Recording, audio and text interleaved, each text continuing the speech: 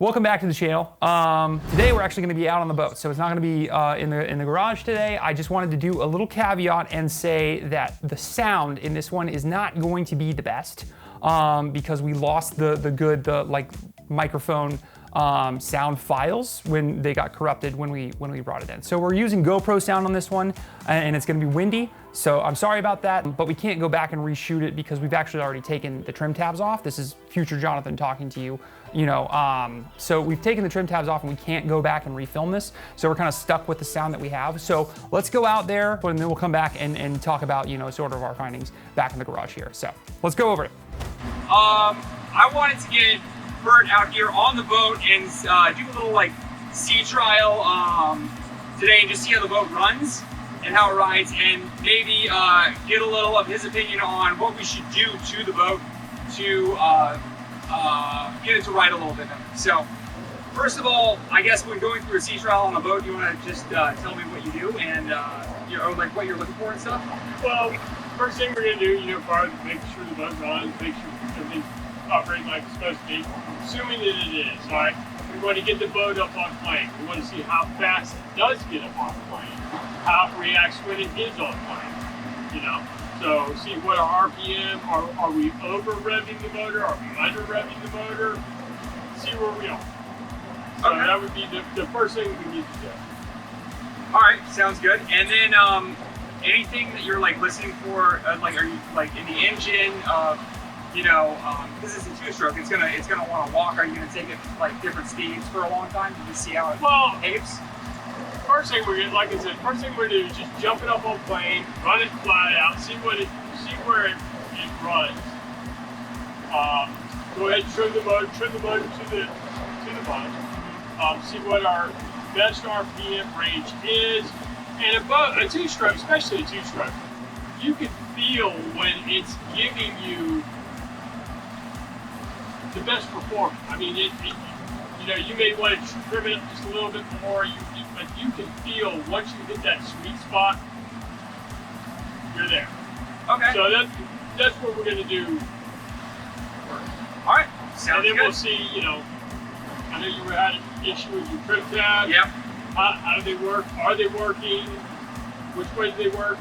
So we'll figure all that out. That's a big thing that I want to do is trim tabs, just because I don't really understand how to make it work. So, I mean, I understand in principle how they work, but actually getting the boat dialed in, how much we need. So, okay, well, I guess, we're coming up to a 25 mile an hour in the channel right now, almost like we timed it.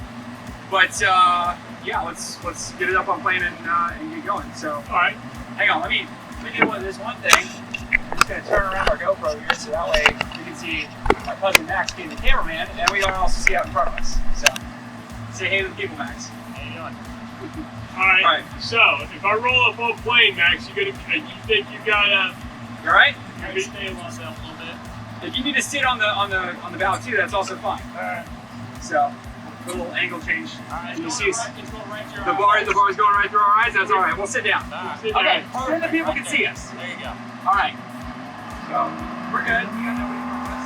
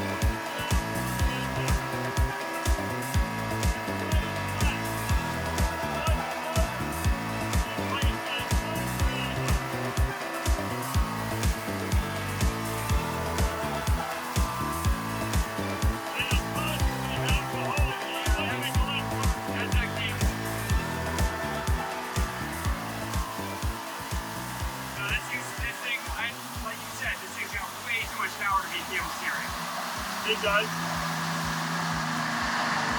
So just in case you didn't hear us because we were yelling into the wind there, Bert's got a little bit more tab down on the port side as opposed to starboard, trying to figure out where this boat lives in trim, but there's a lot of drag on it. There is. So that whale tail that's mounted to the cavitation plate, I believe that was added before he added the trim tabs. She's trying to counteract his. They wanting to walk all over. Yeah. Just kind of wanting to lay on either side of me. My suggestion would be, let's lose the whale tail on the cavitation plate. See what our RPM range is at then, because we are like 5,000 RPM. This thing here is like 52. I think it's 52 to 5,500 is where its power band is. So at 5,000 RPMs, you're just before into the power band. You're just before there. So this motor has more. It has more to give you. It just with that drag on the lower unit, I think we need to eliminate that and see what it turns. Okay. I mean, that's easy enough. It's just 4 bolts. Let's get back to the house and take that off. Okay. With the tabs and how they are, we already have to move them out because of the bracket. Right. Like we're already talking about that. So how are they reacting though? Are they reacting the way they should? They're grabbing the boat. They're being it's a small boat, they're actually really big tabs. I mean, these tabs are good for up to a 25-foot boat. So there are a lot of tabs for this boat. But being they're mounted so close to the center line of the boat, I think the further out that we mount them, the more beneficial they will be. Well, you'll have to use less of them to exactly to level so. it out. I think we need to move them out anyway, but I think the performance of the boat will be better once we do that.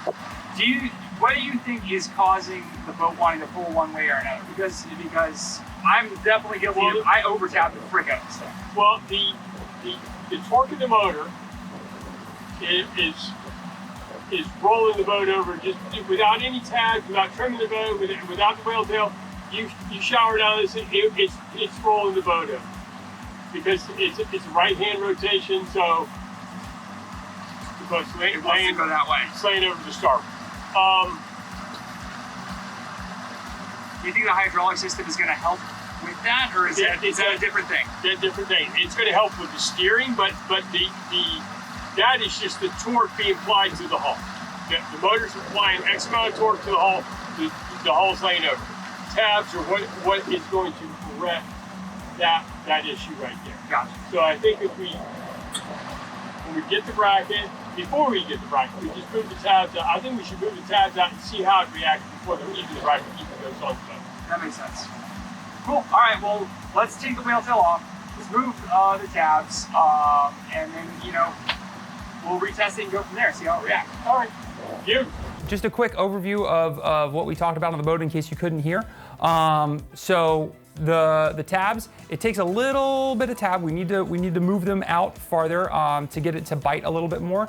And the tabs are actually wired backwards, which is sort of what I prefer, which, the tab on the port side operates the port tab. The tab on the starboard side will do the starboard side. But so that's what we're gonna do. We're gonna take those out. We've gotta pull those off. And then we're also going to pull off the whale tail on the engine because that's causing a lot of drag. Actually, so again, we're in the future and we actually already pulled the engine off of the boat. Right now it's sitting over there. There's a video coming up about that soon, de-rigging the engine, but we already took this whale tail off of the boat. Haha, get out of here, you drag monster. Oh shit. But yeah, it's gone. So ow, that kind of hurt my foot. We didn't do another test after it.